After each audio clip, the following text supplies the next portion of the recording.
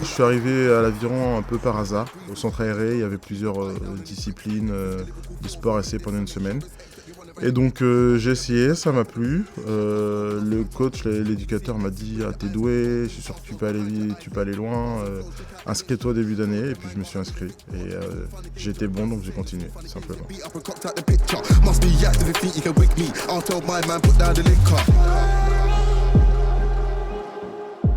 Je cours en individuel, la distance olympique c'est 2000 mètres. Donc après c'est exactement comme un 100 mètres en athlétisme. Il y a un départ, le premier arrivé en ligne droite avec des couloirs. Voilà, tout simplement. Dès la première année, j'étais déjà sur du haut niveau parce que je suis entré en finale des championnats de France. Et après, j'ai enchaîné les médailles toutes les autres années et les finales aux championnats de France. Donc j'ai toujours baigné dans le haut niveau depuis et ce qui m'a amené après du coup aux Jeux Olympiques.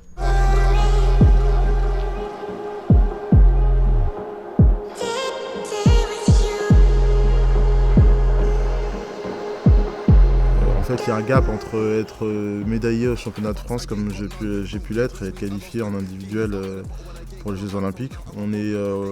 Pour donner un ordre d'idée, c'est les 30 meilleurs qui sont sélectionnés pour les Jeux Olympiques sur toute la planète, donc ça fait un petit chiffre. Et courant pour le coureur du Bénin, je n'ai pas d'aide de la Fédération française, ce qui est tout à fait normal. Mais donc du coup, c'est tout un projet qui rentre en compte, trouver des financements, organiser la logistique pour me déplacer avec mon bateau, etc., le matériel. Donc les gens m'ont pris un peu pour un ovni, de me dire mais pourquoi tu fais ça, comment tu penses que tu peux y arriver.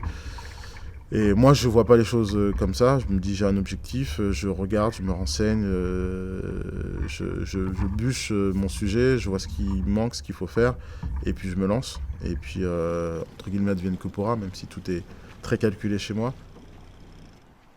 Voilà, c'est comme ça. Juste de montrer que même si c'est le Bénin, même si le pays n'est pas connu, même si voilà, y a plein de difficultés, et c'est possible.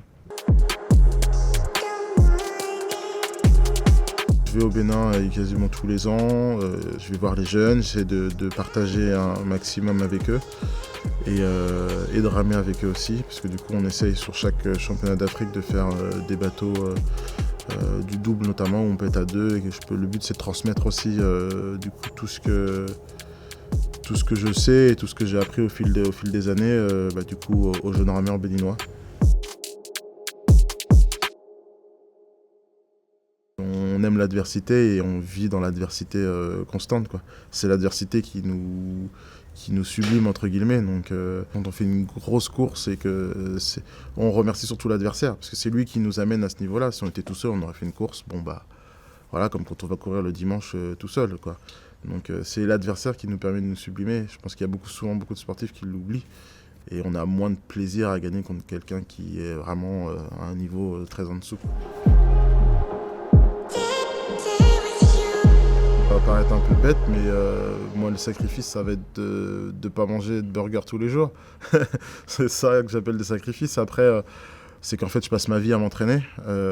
C'est que je pars pas ou très très très peu en week-end. Le mot vacances n'existe quasiment pas. Et puis finalement toutes les choses un peu fun entre guillemets que les gens peuvent faire, aller au ski ou faire des choses comme ça, c'est des choses que moi je ne fais pas. Parce que du coup tout mon temps et tout mon agenda sur une année est dédié du coup à la performance, donc il n'y a pas de... Je peux pas passer 3 jours sans m'entraîner, quoi.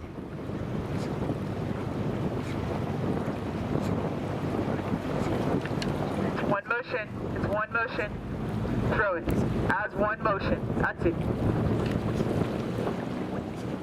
J'ai un staff un petit peu atypique. Ma coach est une coach américaine. J'ai travaillé aux États-Unis et donc du coup je m'entraînais là-bas et c'était ma coach là-bas, donc on est resté dans cette relation de travail, donc à distance. Mais du coup je fais beaucoup d'allers-retours vers les États-Unis pour faire des stages d'entraînement. Puis après j'ai un suivi sur la préparation physique où j'ai un préparateur physique du coup sur Caen. Et après, tout un staff médical, kiné, ostéo, que je vois à peu près Si tout va bien, 3 fois par semaine, et si tout va mal, 5 à 6 fois par semaine.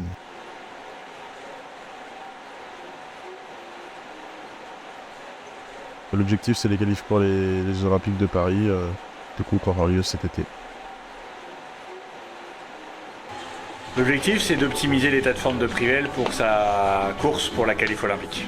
Voilà, l'idée, c'est de continuer à développer et après d'être sur de l'affûtage pour lui permettre d'être dans les meilleures conditions possibles pour cette course-là. Je suis quelqu'un de confiant, je crois en moi et je crois que tout est possible. Que je me qualifie ou que je ne me qualifie pas, vu qu'il y a 2 places de disponibles, ça veut dire qu'il y a 2 opportunités. Donc, confiant en moi, confiant sur le fait que je vais donner le meilleur de moi-même, et après le résultat sera ce qui sera, quoi.